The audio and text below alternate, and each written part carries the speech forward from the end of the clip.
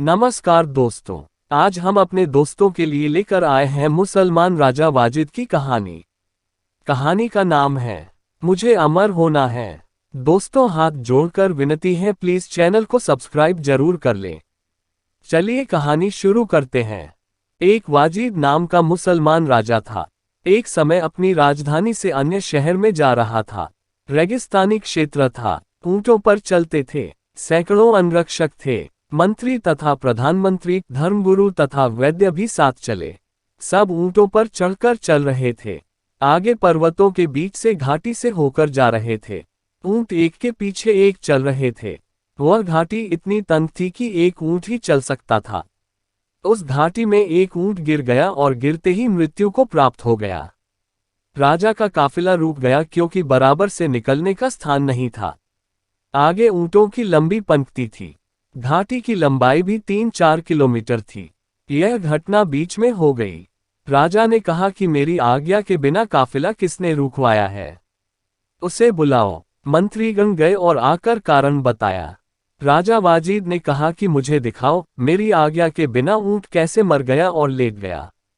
राजा ने देखा कि आंख ठीक, नाक ठीक, कान, टांग, दुम, गर्दन सब ठीक है। फिर कहां से मर गया? धर्मपीर गुरु ने बताया कि हे राजन, जिस प्राणी का जितना समय परमात्मा ने निर्धारित कर रखा है, वह उतने समय तक ही संसार में रहता है, चाहे मानव है या अन्य प्राणी। वाजिद बादशाह ने गुरु जी से प्रश्न किया कि क्या मैं भी मरूंगा? गुरु जी ने कहा, जी, आप भी मरोगे। आपके दादा परदादा भी राजा थे, वे भी मर गए। एक दिन सबको संसार छोड़कर जाना है। राजा वाजिद ने कहा कि पीछे चलो। काफिला पहले आगे गया। मृत ऊंट को उठाकर घसीट कर ले चले, फिर वापस राजधानी को चले। राजा ने पूछा कि हे पीर गुरु जी, फिर मानव जीवन का क्या लाभ है? गुरु जी ने बताया कि भगवान की भक्ति करके अमर हुआ जा सकता है। राजा ने घर आते ही राजशाही वस्त्र त्याग दिए। घर त्याग कर चल पड़ा। उसकी कई रानियां थीं, वे रोने लगी, हमारा क्या होगा? आप हमारे भरतार पति हैं। वाजिद ने कहा, यह संसार तो डूबन केसा गारा यानी दलदल है। मैंने अमर होना है। मैं चला, मैं मानने वाला नहीं हूं। राजा वाजिद की एक अन्य घटना है। इस प्रसंग का नाम है चतुर बुढ़िया और वाजिद की कथा।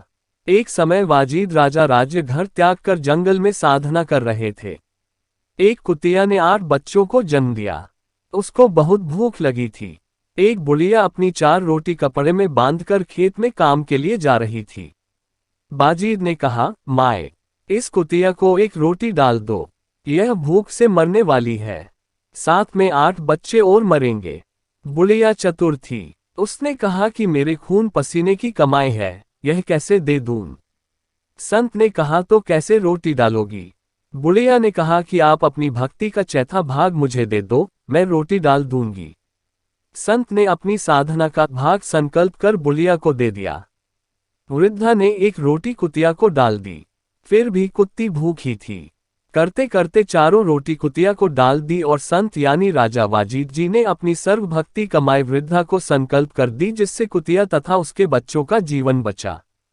रोटी देने से माए को भक्ति की कमाई प्राप्त हुई और वाजिद जी भक्ति पुण्यहीन हो गया, परंतु कुतिया और उसके बच्चों को जीवन दान देने के कारण स्वर्ग प्राप्ति हुई। अगर कहानी पसंद आए तो प्लीज चैनल को जरूर सब्सक्राइब करें। धन्यवाद।